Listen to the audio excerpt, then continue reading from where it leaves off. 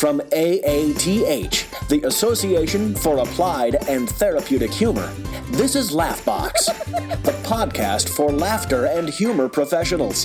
Here's your host, Chip Lutz.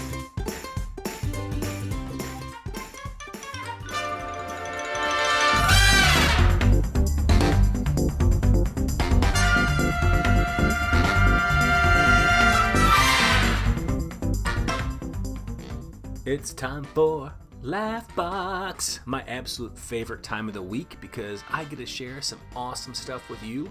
Awesome interviews, actually. And this week's awesome interview is actually with a good friend of mine, Liysa Callsen. We did this interview on the coldest day in record because we're both Wisconsinites. We weren't together, but we were braving the elements together inside. So I hope you enjoyed as much as I did. I also want to take a moment to remind you that we're coming up on March, and then April, and then it's conference time. So are you registered?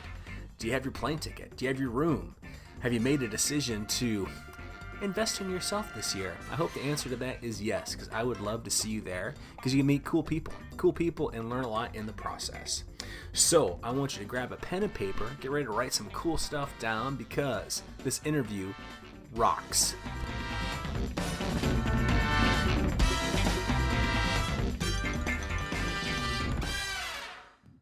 Well, hello, friends, and welcome to Laughbox, the official podcast of the Association for Applied and Therapeutic Humor. And today, I get to talk to Liysa Callsen. I'm pretty excited because we've known each other, 5 or 6 years. And here it was really kind of weird. A few months ago, I'm sitting in an airport, and I'm looking over my shoulder. I'm like, that looks like Liysa. And I saw her kind of sneaking looks at me. And so then the next minute I get a note on Facebook. It's like, hey, are you in this airport? And then I looked at her, I'm like, yes, I am. And then it was cool since we were flying Southwest. We got to spend a couple hours on the plane together on the trip home. So I'm really excited to have her on the show today. Welcome, my friend, to the podcast. Thank you, Chip. That was such a memorable 2 hours, by the way. I cannot even tell you.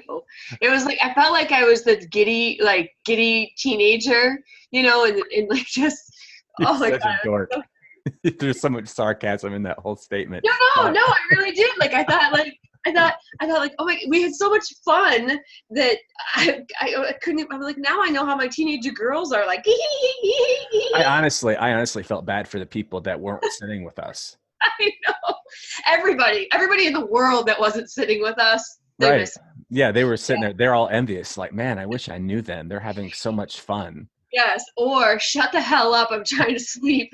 That's probably closer to the truth. That's hilarious. Now, for our listeners, if you could give them the 411 on who Liysa is. Sure. I'm just a girl in the northern Wisconsin region in a town called Manitowoc. I was not born and raised here. I was born outside of Detroit in a city called Livonia, moved to Chicago, and then moved up here. And I am a comic, speaker. I also have an organization called Women, Wine, and Whiskey, which is a networking powerhouse in a different fashion. So I bring my humor to everything I do. That sounds really cool. So women, wine, and whiskey. Yes. I like all three of those things. Actually, I'm not a big wine drinker, but if it's combined with the other two, I probably would. So yes, I hear that often. That's not an unusual comment. But the organization is for networking, inspiring through the smooth, which I call a wine, but you could call it a whiskey. It doesn't matter in the tough times, So it's really about bringing a community together that isn't a business networking luncheon where you pass out your business cards and eat a salad. This is meaningful connections and fun. That is cool because I think that in today's world, a lot of that is really missing, that whole meaningful connection. I go to networking things and it's everybody give me their business card, blah, blah, blah. It's nothing about the relationship, as hey, it's all about, hey, I sell this, want to buy it. Yeah. The way I network is I always have a story, whether that be my story or someone else's story. And we talk about what has been something great, we always talk about, oh, yay me, triumph, I've done it. But we never talk about the struggle that got you there. And it's not like a, low self-esteem kind of thing. It's like, I lost my house, and in the middle of it, I found this business, or I was going through a divorce, and that's caused me to find this product, and now it's selling, or whatever it is. We don't talk about the like, Right. woe is me, but we do say your neighbor is making it happen. She doesn't have it all together. Oh my God, I never knew that was going on behind the scene. That is cool. That is cool. It's gone really well, and I really enjoy it. It went on hiatus for 2 years as I went into the construction industry, which is totally different. Which oh my God, and then I just brought it back like literally last week, and I see a need for it. And while it's for women, I support anyone who wants to support women, or it's just a different type. It's a psychology thing. Like, we talk about feelings. And not everyone's comfortable with that. I mean, there are tissues on the tables just in case, because we're emotional. Yeah, and feel. But man, I'll tell you, the men that have come to do it, they're like, oh my, I just got an eyeful and an earful. Oh, I just learned so much stuff. That's cool. That is really cool. Now, I want to talk about your humor journey, some of the things you currently do to apply humor in your life and in the community and stuff. But before we get into that, I'm just going to ask a random question just to get our conversational juices flowing. All right. So, Liysa, they're making a movie of your life, the Liysa Callsen story. Who is going to play you in that movie? There's no one else that could play me like me. No. That's so funny. I'm going to play me. That's why wouldn't I? Think about that. Like, I guess at the moment I just don't know quite yet. That's so weird. But I like the lady. Oh man, now I can't think. Now you put a whole brain stump in my head. But anyone snarky. And now I can't see her anymore. But someone who's snarky and dry humor, like like Tina Fey.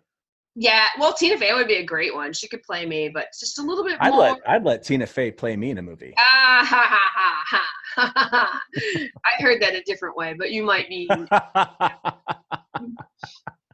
Oh, yeah. I don't know. Like, I think I would want all the limelight. That's who I am. Right. But when I think of it now, Chip, I will definitely send it to you, and you can just like put it in the show notes.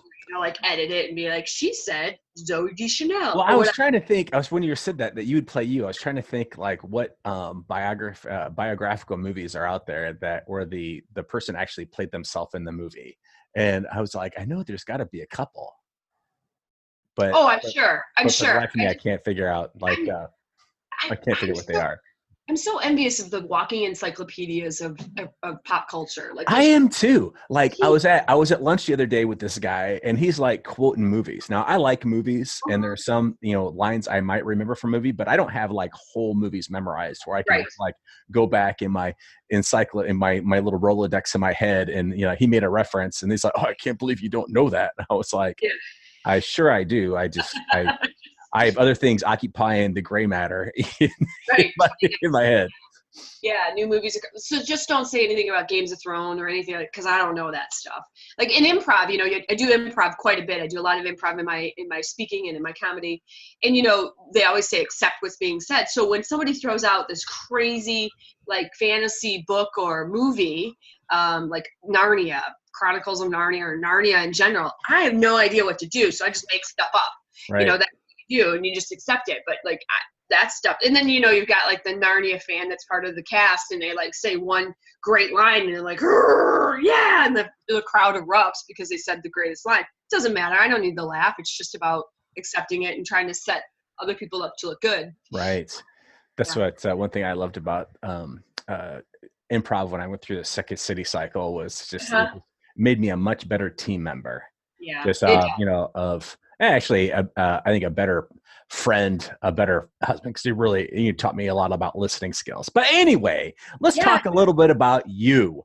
Okay. Now, going into the Liysa story, and that's Liysa with a Y. That's the first thing she told me when we met. Like, that's Liysa with a Y. I did. Yeah, you did. You remembered it. Like you didn't remember all of those movie quotes, but you remembered my name is Liysa. It was one of those things that you just remember. It makes people, when you want people to remember your name, you give them something to attach it to. Right. I remember that. I was like, yeah, Liysa with a Y. Strategic. Strategic. So now growing up, were you always like the funny kid in school, or, I mean, what's your background on getting into comedy? So I loved comedy. I would watch all the HBO stand-up specials because that HBO was the only thing you had after On. I don't know if you ever heard of On TV, but that was the first cable network provider, and then you would have HBO. And I would watch as many stand-up comedy things. I would watch Who's Line It Anyway, but I was very shy and bashful. My mom and dad are both deaf, and I took advocate role. I was like, everybody be nice to deaf people. They can do things. They're good people. And so I was very much on the defense or trying to teach people about because we were oppressed, or they were oppressed. And so I saw.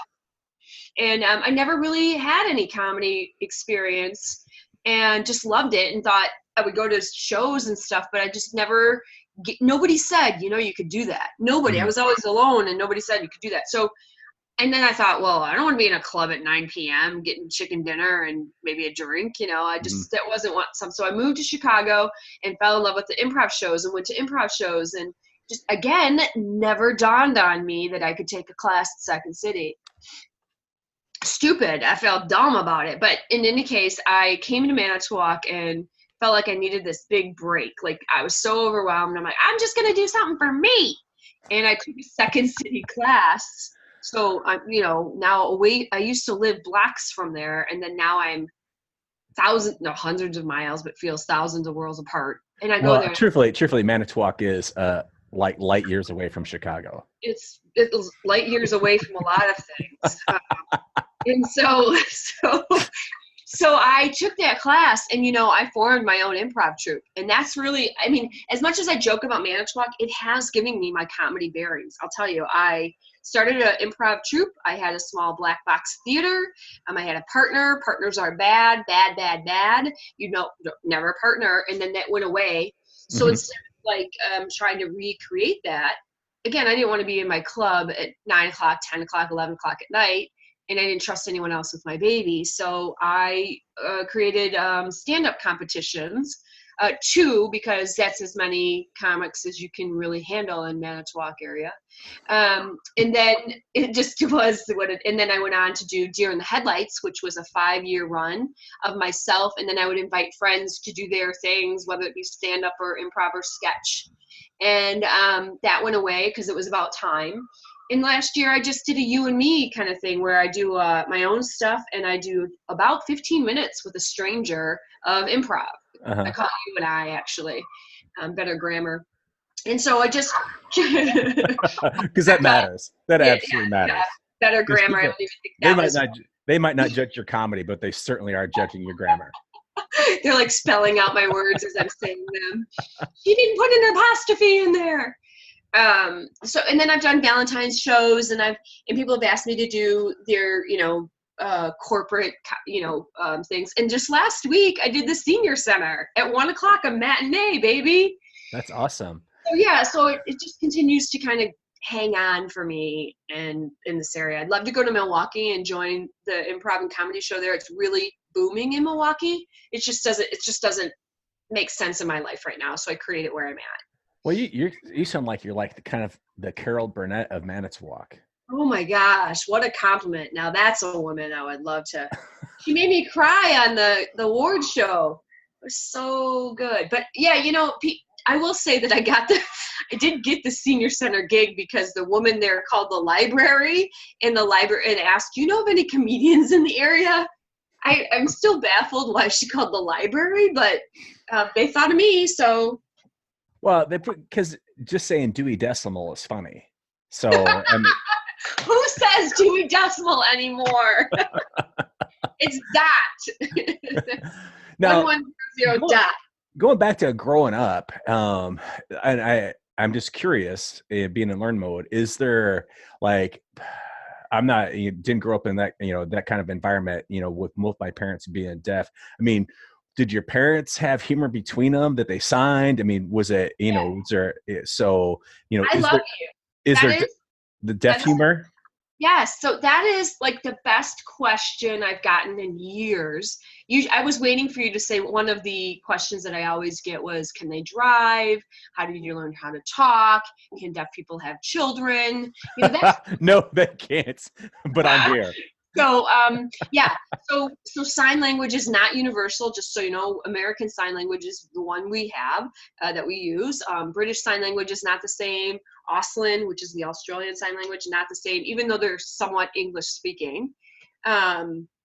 British Sign Language is different. So we did have humor. We have play on words, if you will, or play on signs that we use. And like my husband and I, oh, by the way, husband also deaf, now collecting deaf people. You're a purveyor of deaf people. Purveyor, wow, that's fancy. So we have like little sign games that, are just punny, if you will. And so, we challenge ourselves to use just one sign. So the hand sign for cars, like the number 3 using your thumb, not the W. Like if you do number 3, it's your first finger, your middle finger, and your thumb. That's a number 3, which also on the side makes it look like car. So, and I want you all to put the car, like drive it, right? So do that now, everyone who's listening.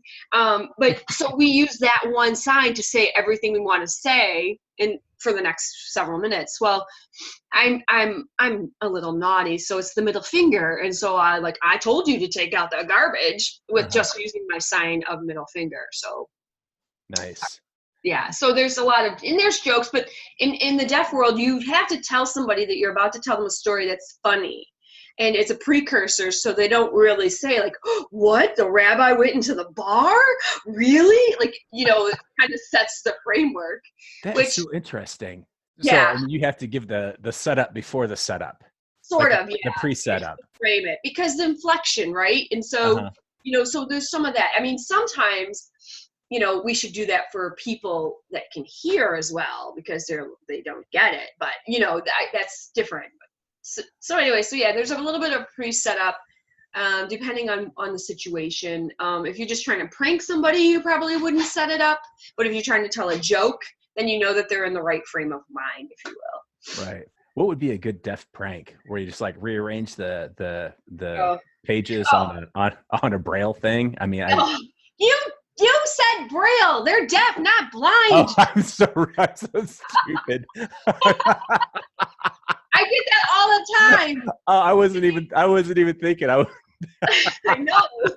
I might just edit that portion out so I don't seem as stupid as I really am. Actually, you should just leave it in, because everyone says that. Like, oh, so your parents can read Braille? No. Like I wasn't even thinking. I do say that in my set. Like we go to the restaurant and they give us menus, they're in Braille. I'm like, they're blind. They're deaf, not blind, So, but like jokes that I did on my parents, like my mom would be vacuuming and I would unplug it. Oh, that's awesome.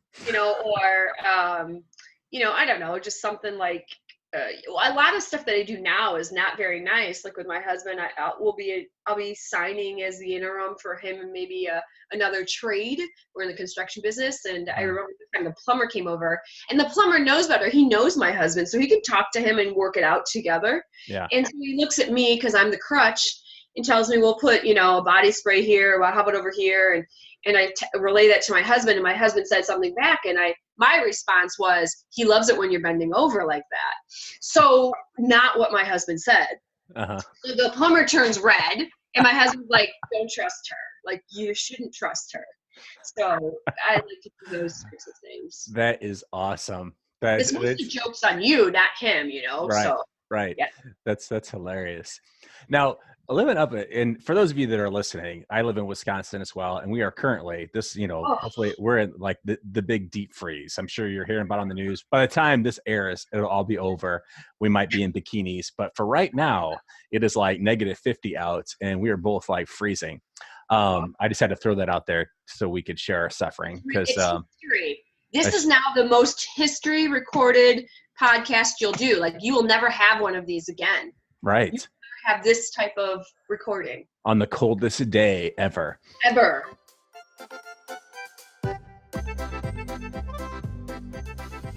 And we'll be right back with that interview with Liysa, but now it's time for Fun Facts. Fun Facts is where I share facts about humor, laughter, or sometimes whatever I feel like. This week, it is something I just feel like, because Reader's Eye just came out, and I had a whole section on 50 things that were health myths your doctor wants you to know.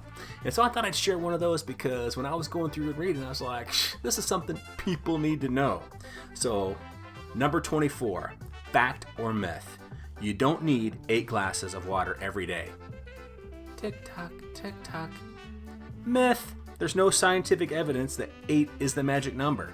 You might need more or less than that, depending on factors such as climate, body size. To make sure you're getting enough water, just drink throughout the day. That's what I do. I drink throughout the day, not always water. I'm a firm believer in 8 glasses of vodka a day. So, with that, I think I'm hilarious. Anyway, we'll get back to that interview with Liysa. Yeah, what happened to global warming? I mean, what is This anyway. is global warming. So like the way I read it is that the glaciers are melting, therefore pushing the cold southern rather than staying at the poles. That sounds like propaganda. Anyway. I just regurgitate. I just share everything on Facebook, whatever. I don't even read it. It's no filters. I just share whatever's out there. So being up there, because it sounds to me like there was, like you filled kind of a humor or comedy void in your, where you're at. Yeah. That's not that there aren't funny people or people that appreciate humor up there, but it sounds like you were kind of like just leading the trail as far as humor goes there, filling some kind of void that people needed. Is it would that be true?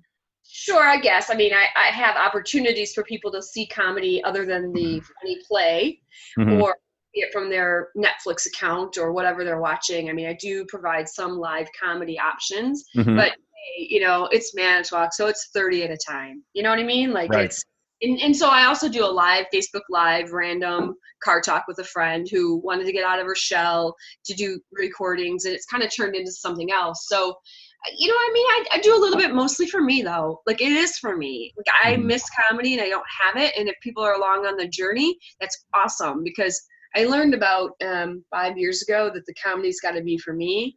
And then about 1 year ago, I said, no, really, the comedy has to be for me. If I like it, I like it. And if you don't, that's okay, too. So what can you expound on that a little bit? What do you mean? So I would do improv and I would do comedy and I would do the marketing, and I do the ticketing and I do everything and make sure everyone was happy with the experience, because we're very much experience industry right now. And if I don't feel good after I leave, then screw you, I'm never coming back. And so I was focused on a lot of that, and there'd be improv shows that I would walk off afterward like that I don't think that was great, even though it was. Everyone had a good time and I was worried about it. And so the mental aspect of making everyone happy that I forgot to have fun myself. And some of the best comedy improv sets I've had was like when I was depressed or when I was upset, because I didn't care about what anybody else was thinking. I was just escaping. And those were the sets that I saw, oh my God, I'm really funny. Like, I am funny and I can use improv and I'm good at it. I'm going to do this for me now. Like, if you don't like it, it's okay. I don't care if you didn't have a good time. I'm not going to worry about, did I say the wrong thing?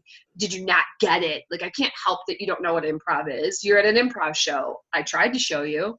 And most of what you just explained there was pretty much like every relationship I've ever had with a woman.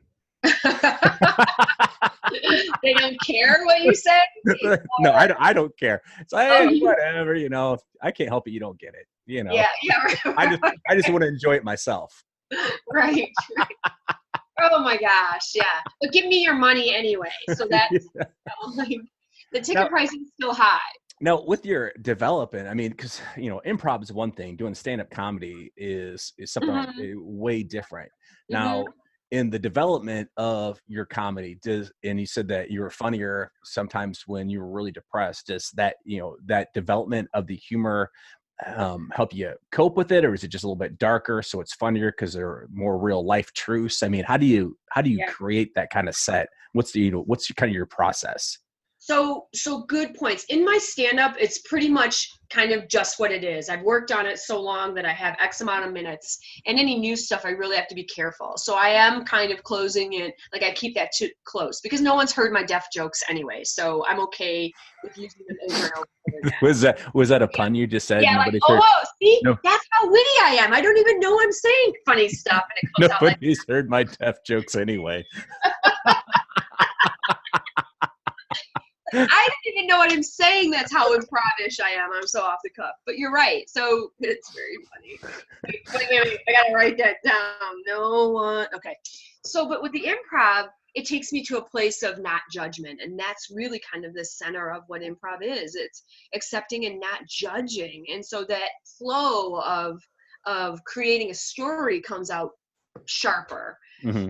And so if I'm worried about what the audience is thinking or what I should set up or what I should say next, then it doesn't flow at all. Mm-hmm. And so it doesn't give me darker humor because I'm an overthinker anyway. So I talk about myself very openly. Like I will stand up in front of people and say, I was worried about X, Y, and Z. Mm-hmm. And just bring it. And then I'll just make fun of myself for it. Not too, horrible that I sound pathetic, but I just make fun of the fact that I spent 20 minutes worried about toast or whatever it was. Mm-hmm. And so I think the combination of not judging myself on what I say to people anymore, but also being careful. Like I am careful. Like if I say something that came out wrong, I may say, let me rephrase that. But I try to say everything in a very non-judgment. Maybe I set it up a little bit depending on the person. Mm-hmm. I'm going to tell you something and you can take it or leave it kind of thing. But like I said, the depression, the sad, like the best newsletters I've ever written are after buckets of tears because I'm exhausted. I don't care. I just bring it. I just say it. Right. Yeah. Sometimes I know that with my own writing or my own development of material, I'm not a stand-up comic, obviously, but I can get in my own way a lot of times in overthinking things. Yeah. So I think you bring up like a really good point of, sometimes you just have to let it go. Right. Because if you think about it, people like you for who you are or don't like you for who you are, whichever. And that's okay. I mean, you just have to bring you. And that's what I finally decided is that I'm going to bring me with the second round of Women, Wine, and Whiskey. I was too worried about, are you getting enough value for your membership? Are you okay? Do you need anything else? What else can I provide you? Do you want to read this article? What else can, and I was like, what? And when I stopped it, nobody really said anything. Like, I'm so disappointed that you stopped. Like my membership. And then I'm like, and they're not reading the news. They take what they want when they want. It's the networking. It's the connectedness. And so I just relaunched it being like, these are the things I like to do. And these are the things that I was doing for you that you may have liked, but was a pain in the ass for me. And I think if we come with our humor like that, that's, or if we're creating humor, then that's what we should be doing. Like all the shock jock comedians, like some of them, I'm like, wow, I would never think that way. Right. And that's okay. People like that. And I'm just not me. I don't like that. So right. I just keep to what I like. Well, I think that with comedy, anyhow, it has to be your own truth. But in speaking your own truth, it resonates with other people in the crowd that see themselves in that truth. Right. That authenticness, because right. If you're not authentic, you can't, and not everything is exactly true. It might be exaggerated from the truth, mm-hmm. But you're creating a story too. You're creating this mindset for them to experience and feel and relate. And that's how I like my comedy. In fact, when I get like stuck or low or depressed, I have to go out and like go into a store and just babble to somebody and start making other people laugh, even if it's, just at the counter, just to get back in the funk. Right. I talk to random people at the grocery store. I love that people wear name tags because I call people by their names and they automatically think I know them because they forget that they are wearing a name tag. Yeah, right. And it always makes it more fun for me. Yeah, absolutely. And like, how did you? And then with Facebook, you're stalking on them anyway if they're in your community. But you don't have that problem because you're in a bigger town. No, I live out in the county. I don't live around any. No, oh, I don't. You yeah, I think Union Grove, the closest town to me, is much smaller than Manitowoc. We don't even have I mean, Manitowoc at least has a Starbucks and a shopping center. Union Grove. That's amazing. You just compared your small town to my small town. You have a Starbucks. Wait, that's when I think for a small town in the Midwest, that's when you've arrived to a different level because you've gotten a Starbucks. I just think that it's the progression. Panera. Yeah, you get first you get a McDonald's, nobody really cares because we're all gonna eat that. But you get the Starbucks. That's when you've reached the next plateau. I'm just happy about the Panera coming. So yeah, we don't. That'll never happen for us, I don't think. Actually, it might because they're actually building a huge new factory down the street from me. So who knows? I'm hoping that they put in a Hardee's or something. Taco Bell. Did you oh great. Oh, so do you go out and you don't even have like a main street or like where you bump into people from town or no? Oh, I don't know anybody. Yeah. Like we live actually out in the, like I said, out in the county. Yeah. So we have a little 12-acre farmette, so I don't really know anyone. So. Right.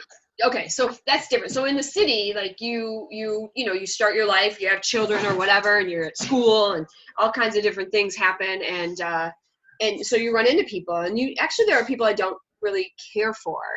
And so you can go into the store and you can hear their voice if it's a boutique or small, I shouldn't say boutique, but like a smaller store. And you're like, oh, I know that voice. Goodbye. And I leave. I didn't want to encounter them. Or the flip side is like, I sure have to tell Mary Jane about something.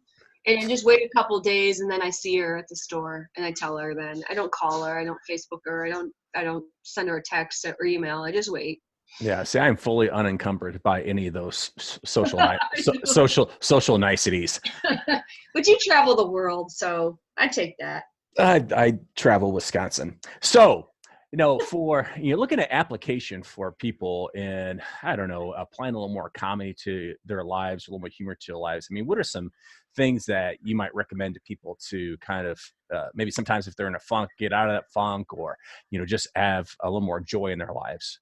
Yeah, so for me, I try to tune into a television or a movie, something that's kind of uplifting or funny.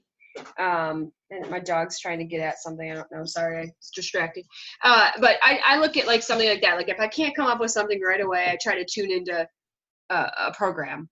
And then from there, it's just little things. Like it depends on your personality. If you're a meme person, like go look a couple up.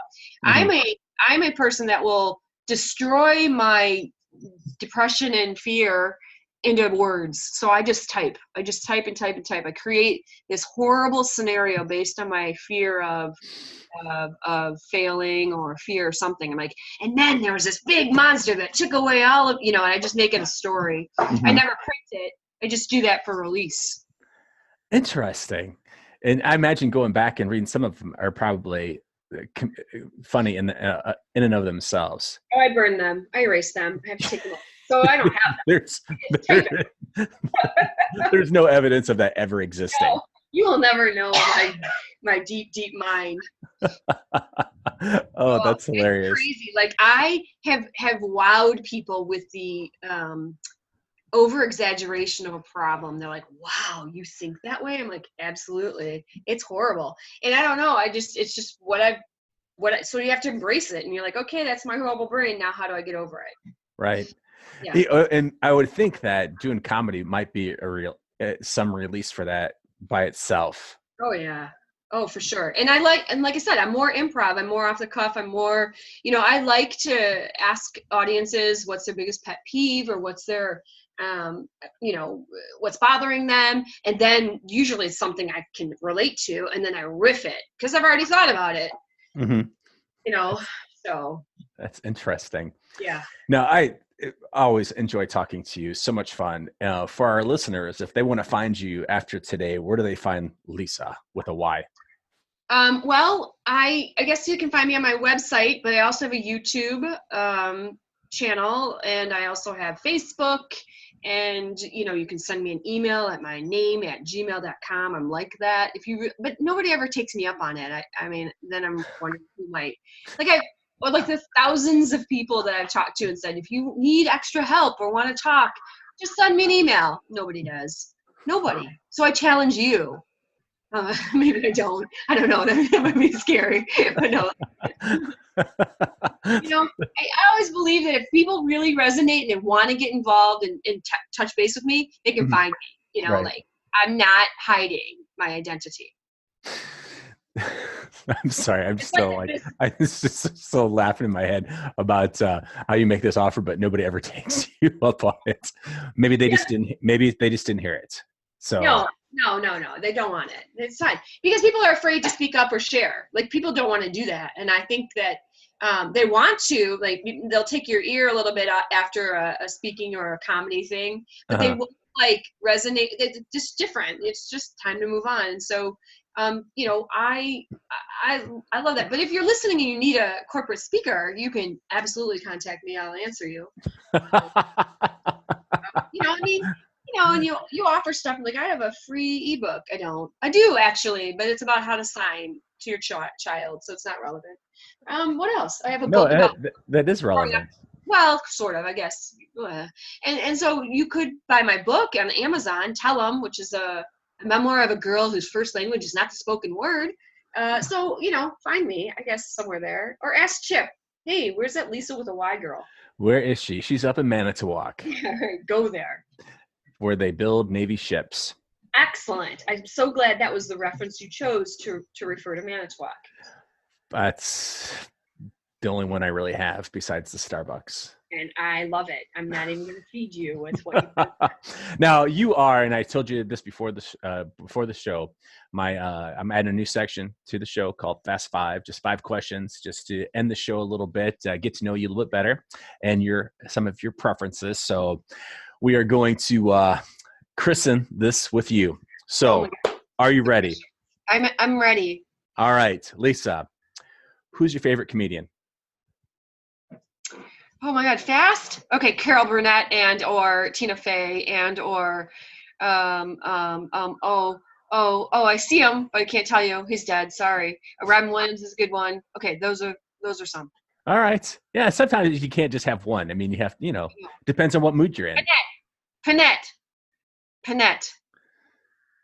I'm not familiar with Panette. I will have to Google that. Yeah. All right, second question. And the guy. Second question. What's your go-to funny movie? Oh, I love anything really old Adam Sandler.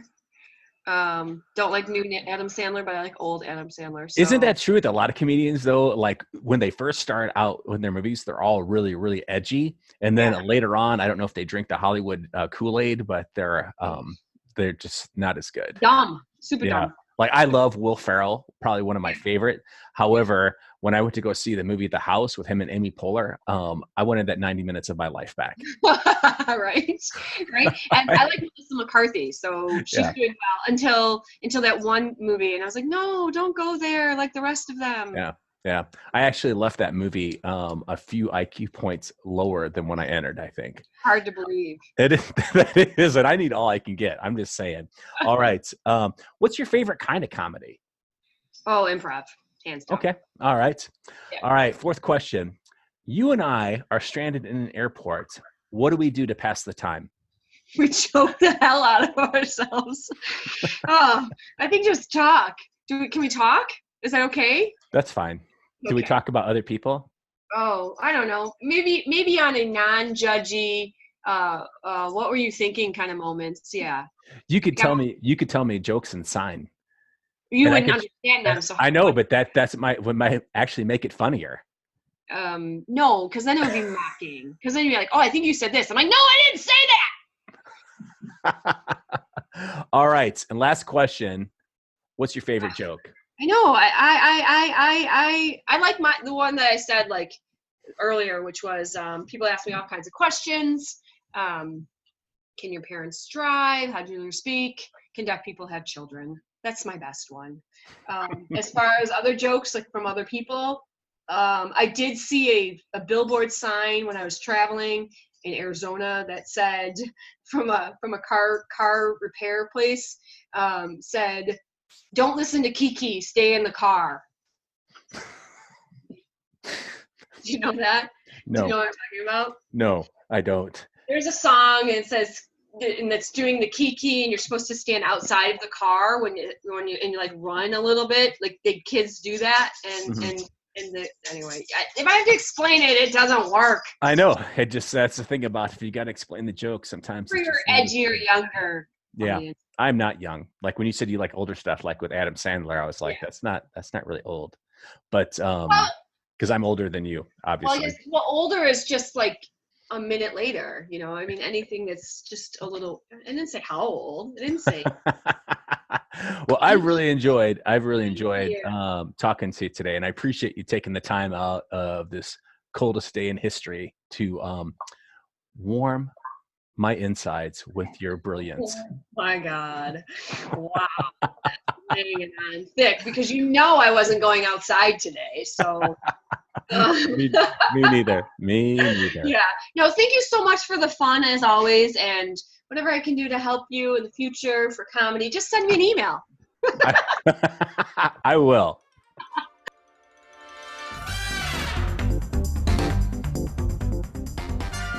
What did I tell you? That was a great interview with Liysa. So much fun, so funny, and she's just out there really making a difference, not only for herself, but people around her as well. So I'm going to tell you, take her up on her offer. Email her. Connect with her.